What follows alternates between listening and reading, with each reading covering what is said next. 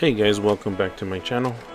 This video here is going to cover the brakes and front coils on 37 Chrysler. Again, this is my son's 37 that he recently picked up back in January. It of course had no brakes, and so all the usuals for a car that's been sitting for years. So we're going to kind of go through what we did. Again, I went through YouTube and I tried to get on the internet to see what some how-to videos, but there was nothing I could find, so I just started making these videos on my own. These are my first how-to videos, so I can see how I could have captured more video in between some of these shots that I'm going to be sharing, so I apologize for that. But I think for the most part you can kind of grasp what was done. And of course, if you have any questions, you can just go ahead and put them in the comments, and I will be responding to those. Or if you know of a better way, or if you saw something that I did wrong, let us know. Put it in the comments, and that way we can all learn together.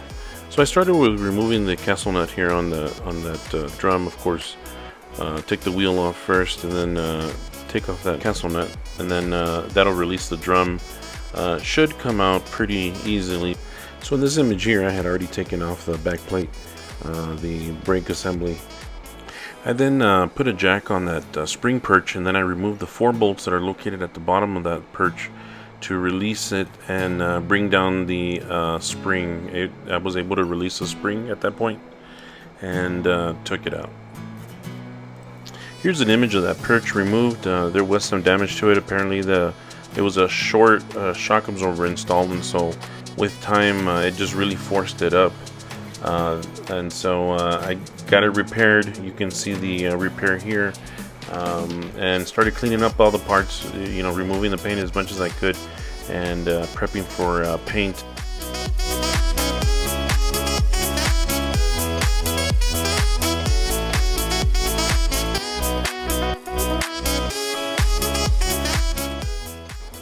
This rubber part is called the silencer. There's one on top and one on the bottom of the spring. It's of course it keeps it quiet, so there's no metal to metal rubbing. The one on the left is the one that came out. It was of course the original one, and the one on the right was purchased through Andy's. Those fit right in there and work great. So this is one of the wheel cylinders. You can see how bad it was when I took it out. Pretty, just a lot of junk in there, and so I took it out and I cleaned it up and I honed them out. Here's a little pic after the honing and most of the cleaning. So you can see that they were pretty bad.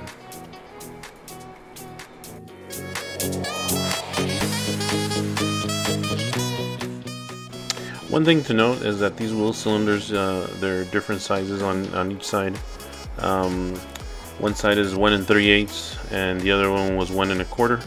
So I also bought the kit from the Andy shop, and they sent it right over.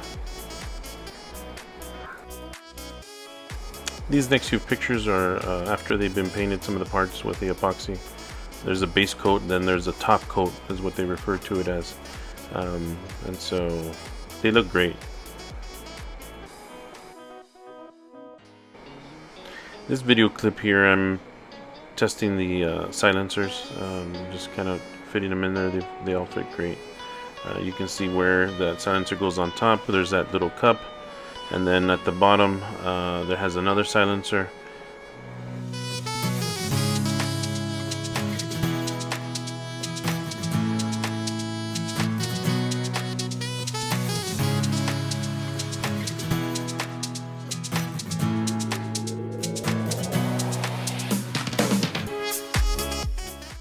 And just for demonstration purposes here, I'm putting in the spring and the perch with the silencer.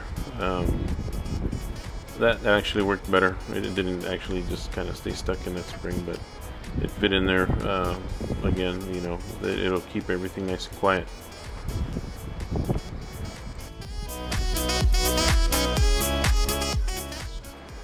This is the stop that I used to replace the original rubber stop that was on that perch. You can see them here side by side. They're about the same height.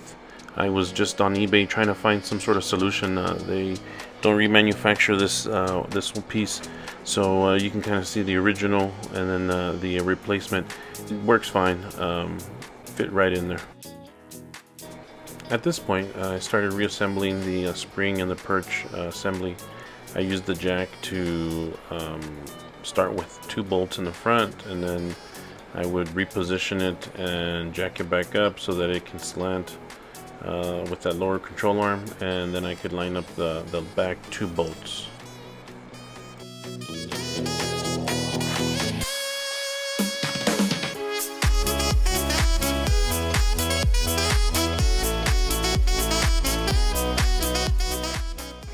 I then started to reassemble the back plate. I put the wheel cylinder on.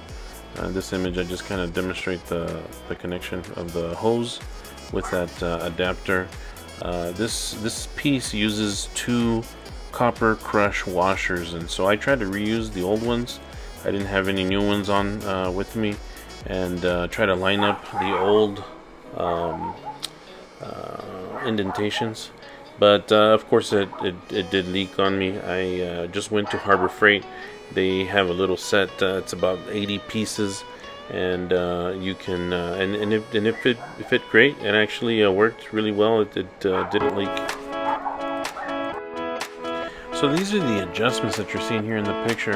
There's no self-adjuster at the bottom. It's just a nut on the back, like you can see there.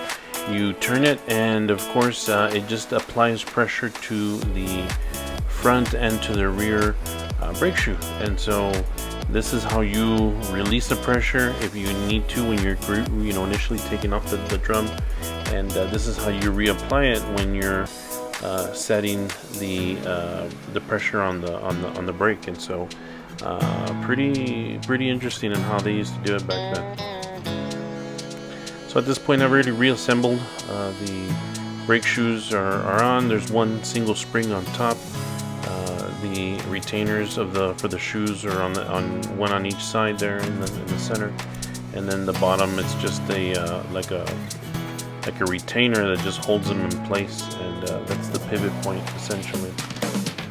Those also serve as the lower bolts that keep the back plate on there. So you have the 2 ones on top, and then those 2 at the bottom that also hold the bottom of the shoes.